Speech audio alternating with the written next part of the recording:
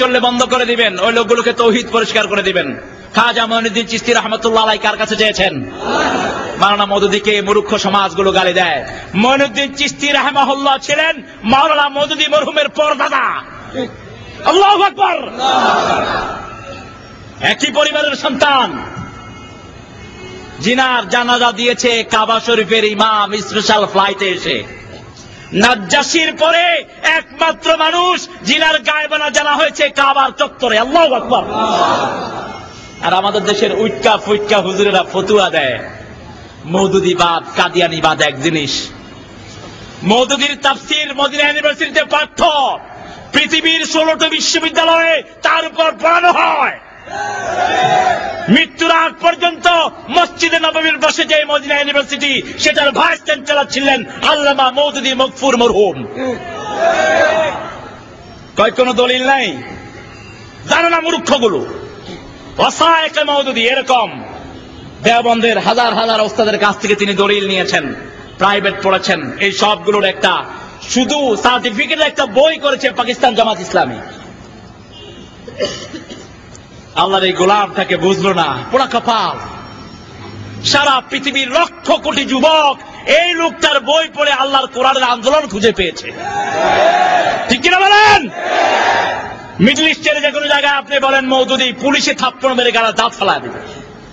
আপনাকে বলতে হবে আল ওস্তাদ আল মওদুদী। তিনি ছিলেন সম্মানিত ওস্তাদ। আলহামদুলিল্লাহ বলেন। মক্কাতে একটা রাস্তা আছে শারে আল ওস্তাদ আল মওদুদী। ওস্তাদ মওদুদী নামে একটা রাস্তা আছে। মক্কার আলেমরা কম বুঝে, আমাদের দেশের আলেমরা একটু বেশি বুঝে। ঠিক কিনা বলেন? মদিনার আলেমরা কম বুঝে। মদিনা বিশ্ববিদ্যালয়ের স্থপতি ছিলেন এই মরহুম মগফুর। আল্লাহ তার কবরখানাকে জান্নাতের বাগান বানিয়ে দিক। জীবনে কতবার আল্লাহর হাবিবকে তিনি স্বপ্ন দেখেছেন তার কোনো হিসাব নাই। আল্লাহু আকবার।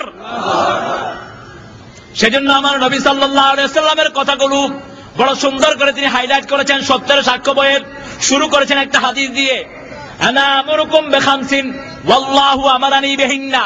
আল্লাহর হাবিব বলছেন, আল্লাহ আমাকে 5টা জিনিসের আদেশ করেছেন, আমি তোমাদেরকে 5টা জিনিসের আদেশ করছি। ওয়াল জামাআ, প্রথম হলো জামাত। কার কথা? ইসলামের দলে আসো। জামাত মানে কার দল? এই ওখান থেকে মওদুদী জামাত নিলেন, জামাতে ইসলামী। জামাতে আল্লাহু আকবার।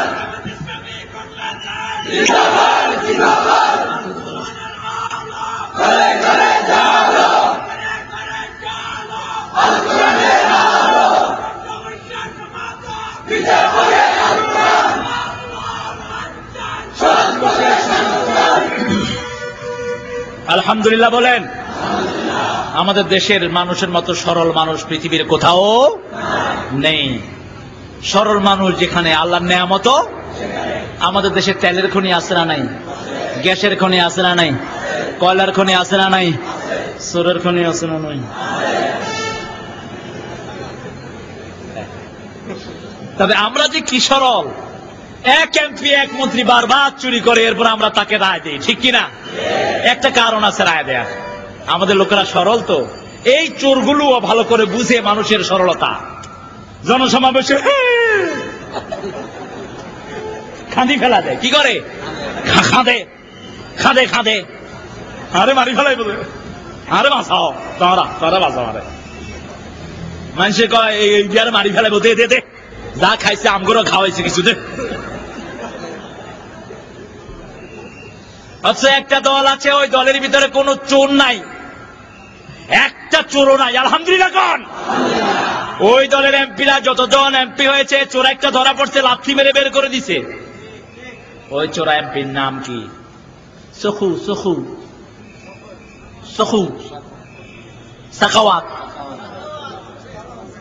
ও বলেও নাই, ও চুরি করছে, ধরা পড়ছে। চোরের সাক্ষী আছে না?